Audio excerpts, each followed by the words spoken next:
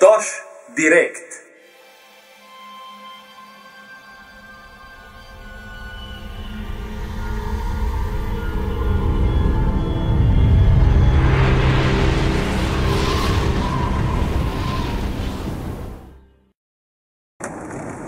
Štirinajsti 2.12. po kristjanskem koledarju 2012. Toš direkt. Tokratna tema ljubezen. Lokacija mesto Ptuj. Spoštovano občestvo, na ta datum se praznuje tako imenovani praznik Valentinov.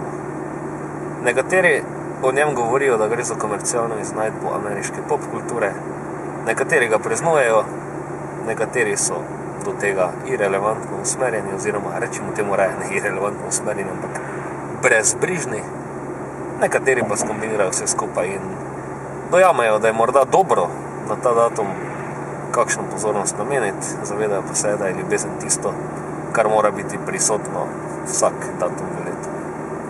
No in mi spadamo v to skupino.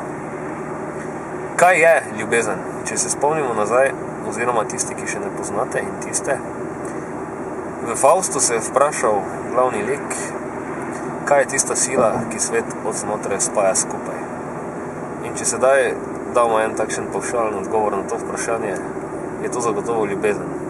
Ko pogledamo medosebne odnose, so tisti odnosi, ki so prepojeni z prezirom, s sovraštvom in z neodobravanjem, lahko rečemo destruktivni. Tisti, ki so pa prepojeni in obogateni, oplemeniteni z ljubeznijo, so pa seveda takšni, kjer je življenje v užitek in kjer življenje ni trpljenje. In bistveno na ta datum zavedati se je, da pa ljubezen ni nekaj samoumevnega. Ljubezen je tako kot življenje.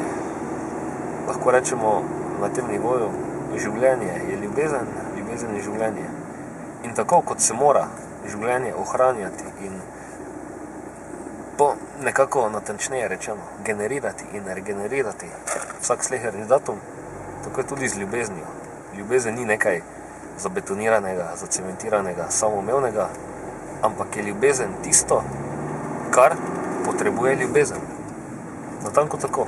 Ljubezen je nekaj, kar potrebuje ljubezen.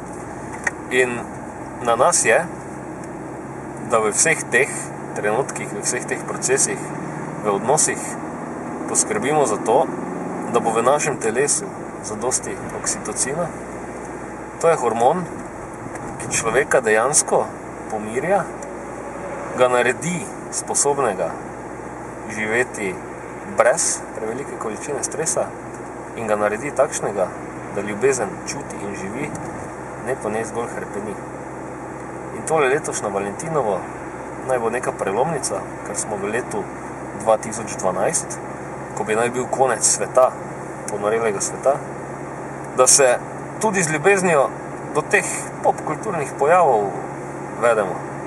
Denimo, če je danes Valentinovo, zagotovo ni na mestu sedaj prekomerno samo kritizirati kakšen komercialni brezvezen praznik, bla bla bla, ampak tudi mi, ki se morda zavedamo, da neko sedaj pretiran odnos oziroma pretirana ljubezen do ameriške popkulture ni tisto, kar bi potrebovali, stopimo in zavzamemo stališče in ga udejanimo, da pa kljub temu na ta datum damo še tisto +1 vrednost na ljubezen, za katero se pa zavedamo, da si ljubezen zasluži skozi celotno leto.